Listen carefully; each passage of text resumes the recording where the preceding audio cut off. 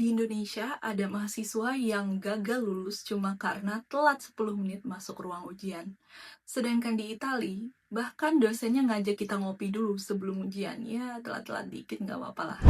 Jadi, bedanya sistem pendidikan itu benar-benar kerasa kalau kita udah pernah ngerasain belajar di dua negara yang benar-benar beda. Halo teman-teman semua, nama gue Dayana, mahasiswa tahun ketiga di jurusan Communication and Performing Arts di University of Calabria, Italia. Nah, di video ini gue bakal bahas 3 permasalahan besar yang ada di sistem pendidikan tinggi di Indonesia. Nah, jadi permasalahan ini tuh berawal dari hasil observasi gue ketika gue belajar di kelas kampus Italia. Nah, waktu itu gue notice nih ada beberapa hal yang menurut gue berbeda banget. Dan seharusnya ini tuh juga diterapin gitu di Indonesia.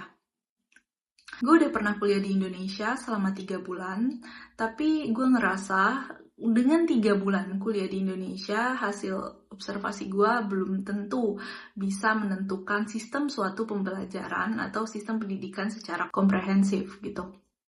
Jadi gue memutuskan untuk nanya-nanya dengan beberapa teman gue dan juga nyari beberapa sumber lah yang ternyata membenarkan hasil observasi gue. Ini tuh bisa dipakai lah buat analisis, karena itu cukup akurat gitu. Di sebagian besar kampus Indonesia itu, posisi dosen dalam kelas itu tuh ibaratnya tuh kayak raja gitu, yang dimana mahasiswanya tuh cuma duduk, nyatet, nyimak, dan gak begitu banyak nanya. Bahkan mereka takut buat berdebat atau berargumen dengan profesornya karena takut dianggap gak sopan. Riset dari PMC tahun 2003 bilang kalau ini tuh namanya power distance yang tinggi antara mahasiswa dan dosen. Kalau di Itali, sistem tanya jawab dan diskusi itu tuh wajib banget di kelas. Bahkan profesor atau dosen kita tuh cuma mandu. Kenapa hal ini tuh bahaya? Karena kalau misalnya kita nggak bisa untuk mengungkapkan ide atau gagasan kita nggak pernah debat atau nanya, itu kemampuan berpikir kritis kita tuh sulit buat berkembang. Banyak ide bagus yang nggak pernah keluar. Hasil riset bilang bahwa di Finlandia mereka pakai sistem low power distance, yang dimana dosen itu kayak teman di kelas. Dan metodenya tuh flip classroom, yang dimana mahasiswanya tuh belajar di rumah, nah dan nanti mereka bisa diskusi di kelas. Nah, alhasil partisipasi siswa tuh bisa 35% naik. Kalau di beberapa kampus luar negeri, kayak di Italia biasanya, dosen tuh kadang ngajak kita ngopi gitu sambil diskusi, sesantai itu. Kalau di Indonesia, kadang kalau mau nanya pun takut. Penelitian PMC tahun 2023, sistem pendidikan atau sistem pembelajaran di Indonesia itu hierarkis banget.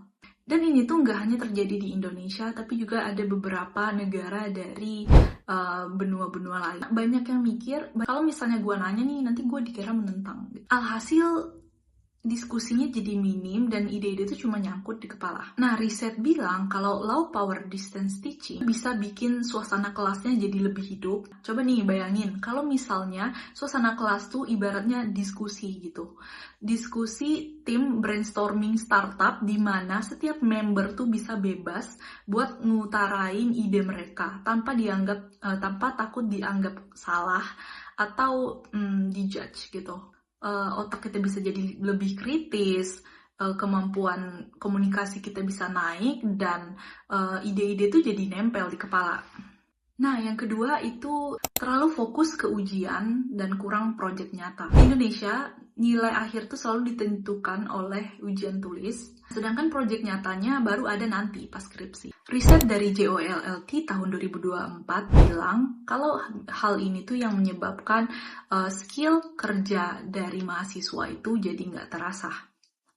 Kenapa ini tuh bahaya? Karena ketika mahasiswa masuk ke dunia kerja, mereka kaget karena nggak pernah bertemu yang seperti ini sebelumnya gitu. Mereka ngerti teori, cuma nggak bisa kalau udah disuruh kerja. Teorinya tuh paham, tapi bingung kalau udah disuruh bikin dan kerjasama bareng tim. Nah, solusinya itu di Politecnico Milano Mereka biasanya di setiap semester ada yang namanya capstone project, di mana project ini langsung dihubungkan dengan dunia kerja. Sedangkan di Korea Selatan itu selama 4 semester berturut-turut mereka pakai sistem project based learning.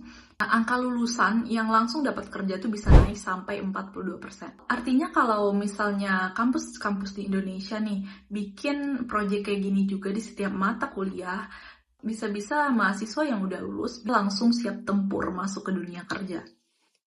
Kayak semua orang udah tahu ini, dan ini nggak terjadi di dunia pendidikan atau di perguruan tinggi di Indonesia aja, yaitu kesenjangan antara kampus di desa dan di kota.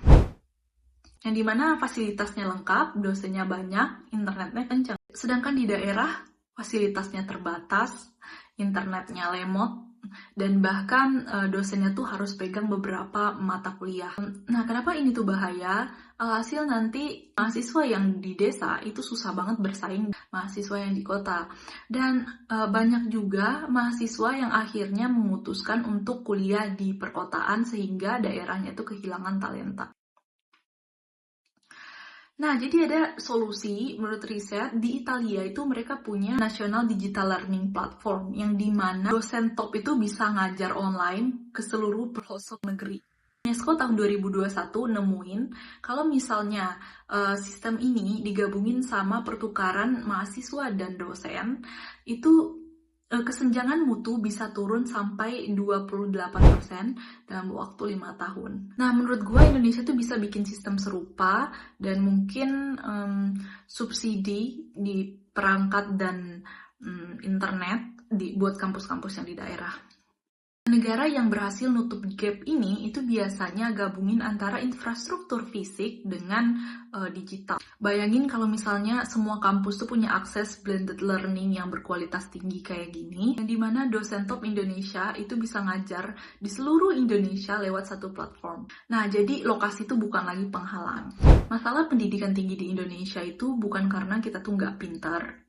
Pondasinya udah ada, semangat belajarnya juga kuat, tapi kita perlu ubah cara belajar. Mulai dari budaya kelas yang lebih terbuka, lebih banyak proyek nyata, dan manfaatin teknologi biar semua daerah tuh punya kesempatan yang sama.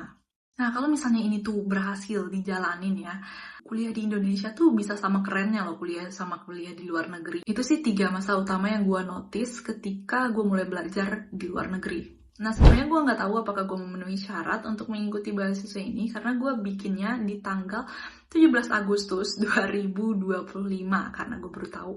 Menurut gue ini tuh adalah momentum yang tepat di mana bisa saja video ini ditonton oleh banyak orang di luar sana sehingga ide dan gagasan gua bisa tersampaikan ke khalayak ramai dan mungkin sama pihak-pihak yang berwenang atau membuat kebijakan sehingga kita tuh benar-benar bisa gitu menciptakan revolusi nyata buat Indonesia ke depannya.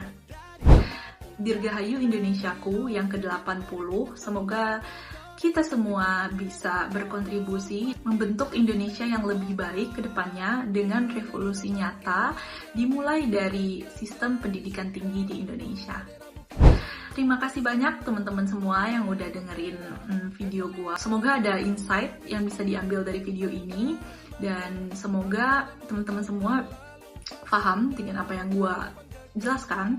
Jika teman-teman ngerasa sepemikiran dengan gua gitu, mungkin tertarik buat dengerin konten-konten gue yang lainnya, teman-teman bisa langsung subscribe dan like video ini. Oke, terima kasih udah dengerin.